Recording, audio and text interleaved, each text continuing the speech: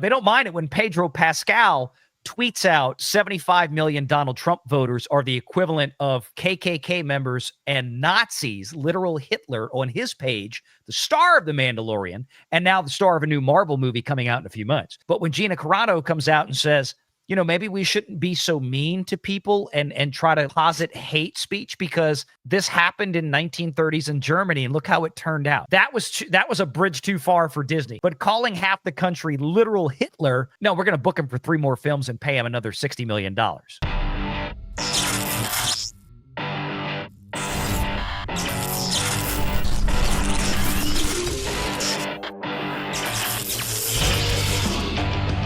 Renegade Online. Right now, what we've got going on, of course, is a bit of an update in the Gina Carano situation with her fight with Disney. And of course, we saw earlier this week where Gina Carano and her legal team had to file, requesting the judge basically compel Disney to comply with discovery, in so many words. Hey, we've been sitting on this for 8 months now, and Disney has still not given us anything that we've requested, and they asked the judge to compel compliance. And there was an agreement that they've come to about what they're going to offer. Certain things are going to have to be redacted or concealed from the public, confidential, or for attorneys' eyes only. We're going to talk about all that right now with Danny Ann. Danny is here joining us. Thank you for being here. No, such a pleasure to be here. And I need to fix the camera. Sorry, I just moved into my new studio, so it's so great to be back. So you made a new room in the house for it, or? Oh no, we moved homes. So I am now in a new studio, and that's what I've been doing, while pregnant. It's all great. I'm just super swollen and my back aches. I'm an old lady now. Oh my God. Yeah. Nothing like moving houses in the middle of a pregnancy. I mean, that's totally easy. Yeah. But it's all right. We're all set up. And I am so delighted to see this limited protective order. This is how civil litigators work. In the criminal context, you have to be a little more cutthroat. The rules are a lot more strict, and the rules make sense, clean, cut, and dry. In a civil context, not so much. And what might be relevant in discovery may not be relevant in the case at large.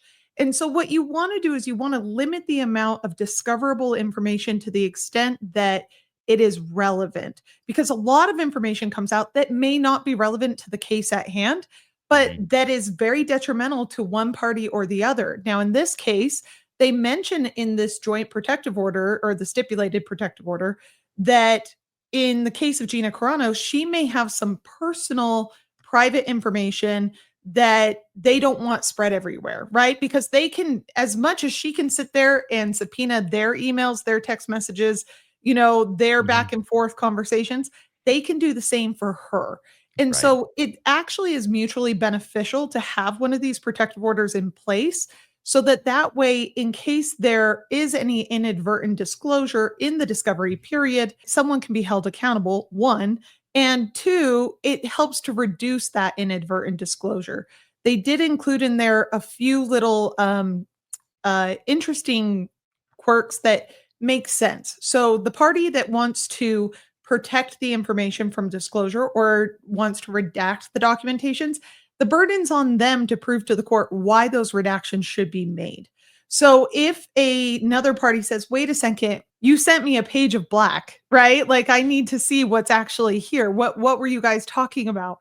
In which case, the burden is on them to show the court why it is they shouldn't have to turn it over. Now, that's going to happen in discovery anyway, by the way. They're going to have to file motions. They're going to have to file objections. They're going to have to say, no, this is beyond the scope, yada, yada, have a multitude of hearings. This helps to cut down on those hearings. And it's a way of encouraging both parties to cooperate even more so than they already have to, especially with these very large cases and large discovery disclosures. So when you're talking about making a movie like The Mandalorian and you say, send me all emails that mention Gina Carano, okay? You're going to get millions and millions of emails. And so this order specifically says you can't blanket classify all emails that say Gina Carano as protected. You have to be very specific on what it is you're protecting, and it only has to fall under these protected classes. So Yeah, they're going to get millions and millions of emails, but hopefully the ones that contain more sensitive information will be safe from disclosure. I think you're right. And just to kind of bring everybody up to speed, I think there's more concern about how aggressive the Walt Disney Company is going to be with requests for whatever discovery documents they turn over to, the plaintiff's team in this case. How much of these documents are going to have to be redacted? I have something in mind what I think what they're going to be looking for, whereas other things they may try to compel redaction or for attorneys' eyes only versus public disclosure on the public record that would be otherwise be redacted. And I think that's where people have some curiosity here. And that's what I want to discuss. But to the story here, this was published on thatparkplace.com today. Make sure you guys are checking out TPP.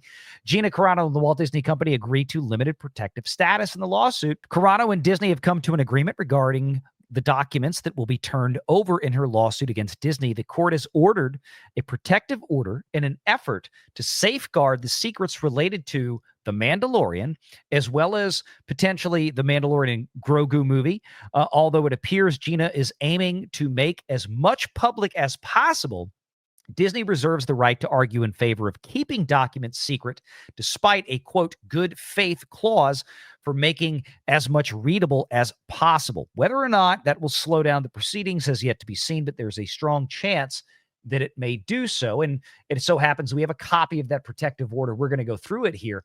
But, to that end, Danny, I can imagine for the Walt Disney Company, feel free to jump in and correct me if I'm wrong, the documents that are being requested, whether it's 1 million emails, 10 emails, or whatnot, when the Carano team requests this, we want this for discovery, right?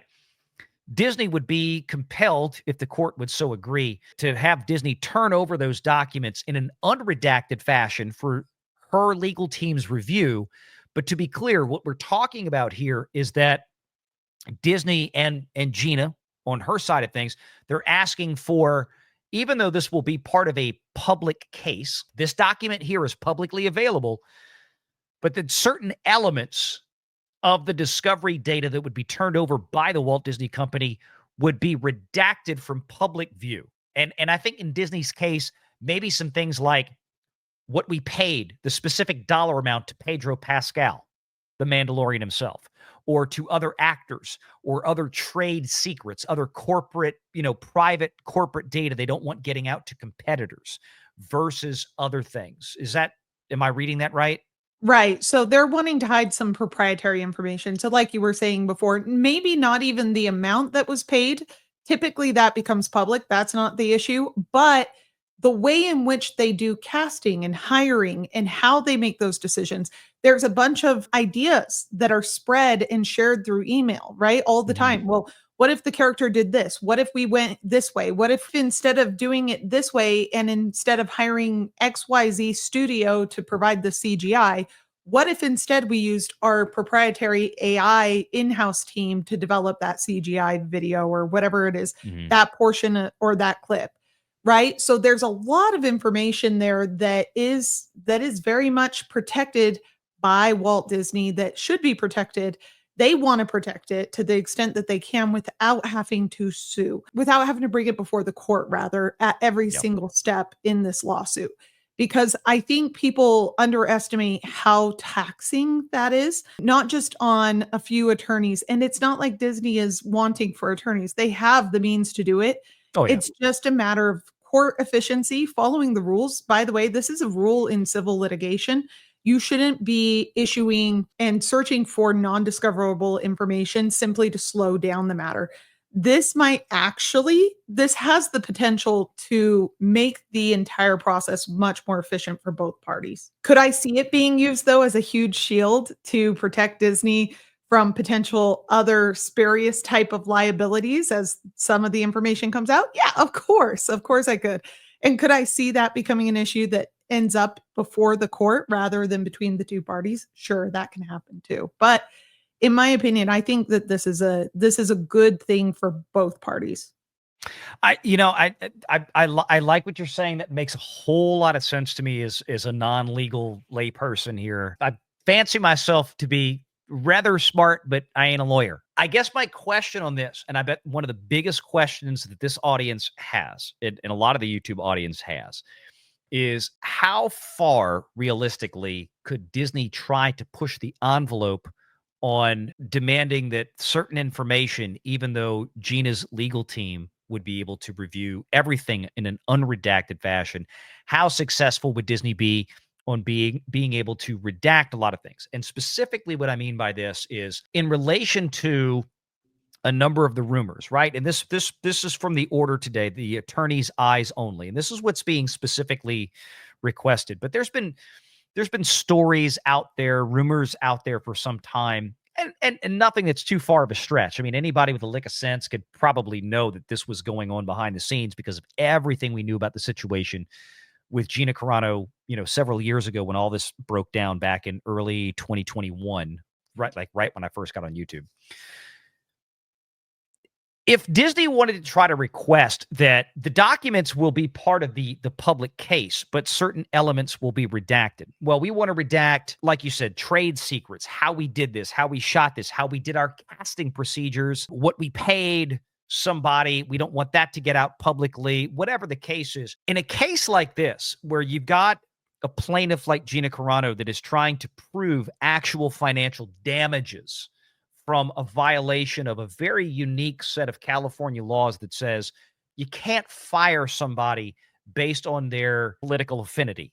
I'm oversimplifying, but you get what I mean. Could Disney try? And if they could try, how successful do you think they maybe could be? And I know I'm asking a lot here to theorize. If Kathleen Kennedy or Pedro Pascal, let's name some real people here, Carrie Beck, some other famous people at Lucasfilm, were involved in an email conversation along with other people from the Lucasfilm story group and whatnot, people that we have known that have proven themselves to be very, very toxic people, especially to somebody like Gina Carano that doesn't toe the political or social line. And they're having conversations about what Gina got paid, that's one thing. But if they're having conversations in the background about, oh, well, Gina Carano is acting like a big old bitch, or Gina Carano is a homophobe, Gina Carano is or if we have emails out there about them talking in Slack or something else, right? Because rumor has it that there's a number of these emails out there that the plaintiff's attorneys may or may not have right now, with some very denigrating comments made towards her that led up to this termination. Would those kind of personal comments, would Disney be able to make an argument to say that they would want that kind of stuff redacted that arguably had nothing to do with the production of a show or had any inside corporate information, but just looks really bad for Kathleen Kennedy or Carrie Beck or some of these other people involved at Lucasfilm? Would Disney be able to have a chance? Leslie Headland, throw her in there too, although she wasn't part of any production that involved Carano. But the point is that would Disney have an argument there to try to conceal from at least public disclosure, not to Gina's attorneys, they'd have to turn it over, but would they be able to conceal from public disclosure some of those maybe potentially more nasty documents? So it's really going to come down to the claims and defenses. Anything that is relevant to one of the claims or defenses raised by either party in the suit, so that's the claim and counterclaim, that's all fair game and it's all going to come out, whether they like that or not. They can use this to say, no, we don't have to show you. Keep in mind, though, every single time they redact information here, it's sort of like Bugs Bunny running around and saying, don't look, they're not in here, right? So it's a big red flag to most litigators when you see that happening. And so they're going to want disclosure on some of these things. Will they be able to hide some of those communications after it's disclosed? So let's say, it's disclosed through the protective order, attorney's eyes only, the attorneys look at it. Here's the thing. The attorneys can then turn and say, no, this needs to be unredacted. This entire document needs to be unredacted. It's part of a claim or a defense. At which point they would then file a motion objecting to the redaction and then justifying why. They would have to have some sort of objection, some valid objection. Either it's beyond the scope of the claim, like you were saying before. Sure, it shows that these people are nasty people, but it has nothing to do with what happened to her specifically in this production. It shows that maybe there is a culture, but we already stipulated to that. We already admitted that Disney has a certain culture. We have a certain air that we want to project. We have a certain way that we want to project ourselves for business purposes. And so if you want to play that game, you're going to have to put it within the scope of one of those claims or defenses. So it's really just going to depend. That's the issue with trying to hypothesize what could happen here, because there's a million scenarios I could imagine. But I mean, if you get past that first step, this is just one step. Then you have to still go through, objections, and then hearings on those objections, and then appeals on those hearings, until finally you might get a final judgment by the court. Do I think that the court is willing to work with Disney to still redact? Yes, I do, because typically California courts have ruled in favor of Disney in many, many productions, especially when it comes to anything that Disney declares as proprietary. And that's all you need. You just need the rat to say, oh, well, this is my business dealings, and then the judges bow and say, oh, yes, of course. So we'll see how it happens, but they tend to split the baby when it gets that far. So to answer your question, will Disney be able to defend against the disclosure of some of this stuff? Yeah, the answer is maybe. Maybe. It would just depend on what that stuff actually is. Is it going to be something that the company knew of, right? Is it relevant to this actual case? Yep. Is it relevant to the specific claims? Because her claims fall under California law, right? Which is some political discrimination. Is that right? Yep. Okay. So, something very unique to California. Yeah, it's Right. It's a law that goes back to the era of Joe McCarthy and communist questioning and all this kind of stuff. I mean, we're talking in the 1950s. The irony of this is that it's seemingly now biting them in the ass on the other side of the thing, when Gina simply came out and made, frankly, a couple of relatively innocuous statements, honestly, in retrospect. I mean, even at the time, but the California Burbank people at Disney, they don't mind it when Pedro Pascal tweets out 75 million Donald Trump voters are the equivalent of KKK members and Nazis, literal Hitler, on his page, the star of The Mandalorian, and now the star of a new Marvel movie coming out in a few months. They didn't mind that. But when Gina Carano comes out and says, maybe we shouldn't be so mean to people and try to posit hate speech, because this happened in 1930s in Germany and look how it turned out. Right? That was a bridge too far for Disney. But calling half the country literal Hitler and Klan members, no, we're going to book him for 3 more films and pay him another $60 million. Make sure you're subscribed to Valiant Renegade and join us every Sunday at 6 p.m. Eastern for the live show.